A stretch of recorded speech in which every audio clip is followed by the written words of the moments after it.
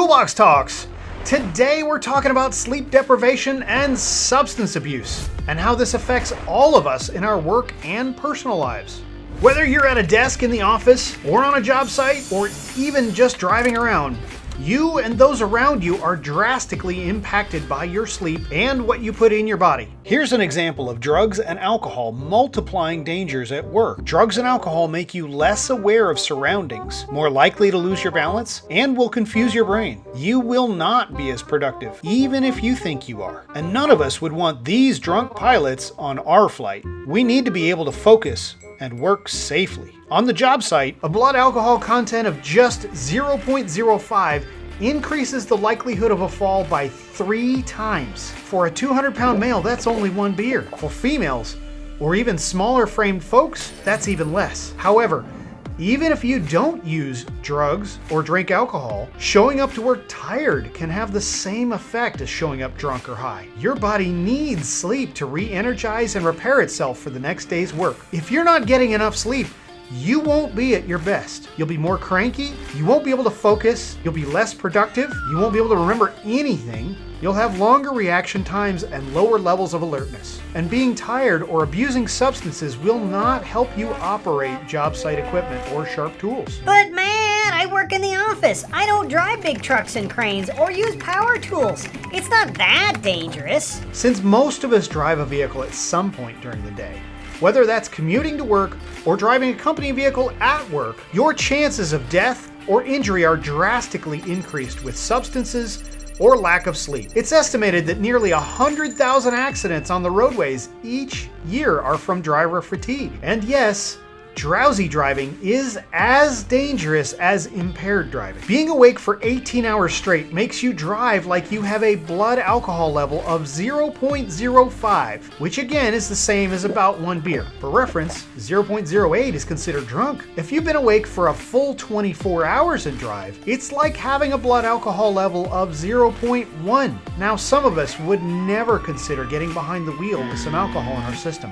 but we would totally drive when we're short on sleep, such as driving to another part of the country straight without stopping. And we consider working a long day on an out-of-town job site and then trying to push hard and drive a long ways back home the same night. Again, driving with mental and physical exhaustion has the same effect as drunk driving. So how do we prepare our bodies to work safely every day? First, prioritize getting 80 hours of sleep each night. Get in the habit of going to sleep and waking up at the same time every day, even on the weekends. As painful as that may seem, routines can help your body consistently function well. Second, as much as possible, keep the bedroom for only sleeping. Cover up background noise in the room with a white noise machine or calming music. Third, don't drink caffeine, alcohol, or smoke for at least 6 hours before you sleep. Caffeine and nicotine are stimulants that could keep you awake, and alcohol will dehydrate you and make you drowsy the next day. If you choose to exercise at night, do it at least 3 hours before going to bed so your heart rate has a chance to settle back down. Fourth, eliminate screens. But Matt, I'm not that addicted to my phone. Besides, I use my phone as my alarm clock. I need it. Understand that your smartphone was developed to be as addicting as possible. Invest in a $10 alarm clock and charge your phone in another room. Your bedroom is for sleeping. Get off your phone and turn off all your screens a couple of hours before bed, ideally. You need sleep. If you're struggling to fall asleep within 20 minutes of going to bed, read a book or listen to some music. Don't just lie in bed and stare at the ceiling. That'll just make it harder to fall asleep. Now, if you didn't sleep well last night, power naps are a great option to fight fatigue. If you have a bit of time on lunch break, just a quick 20-minute power nap can boost your energy. Don't nap too long or you'll end up even groggier than before. Gentlemen, what brings me to my next point. Don't smoke crack.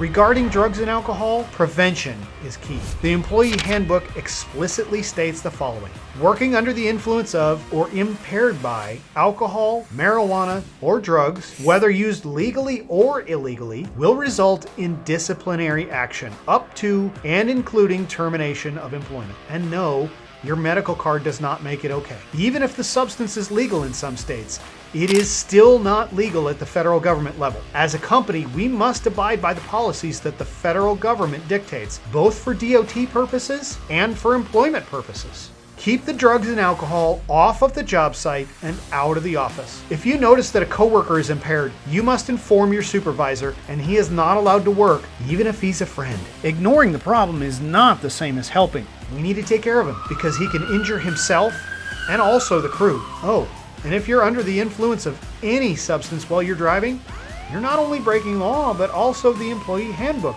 which states being under the influence while operating company vehicles or equipment, or while operating any vehicle in the scope of your employment, is prohibited at all times without exception, including company events.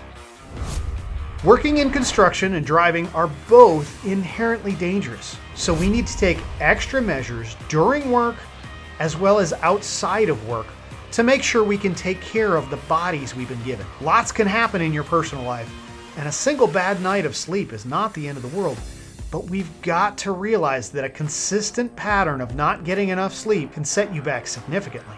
And in the long run, sleep deficiency is linked to many chronic health problems, including heart disease, kidney disease, high blood pressure, diabetes, stroke, obesity, and depression. Substance abuse and lack of sleep also affects your family, your crew, and the whole company. Injuries and property damage are costly for the company and could put everybody out of a job. Being on our A game is important because this is how we serve our families, our coworkers, and our customers. If it's truly our company's aim to make the best tomorrow for our team, our clients, and our brand, we've got to make sure we're prepared to work safely every day. Thanks, and keep up the good work.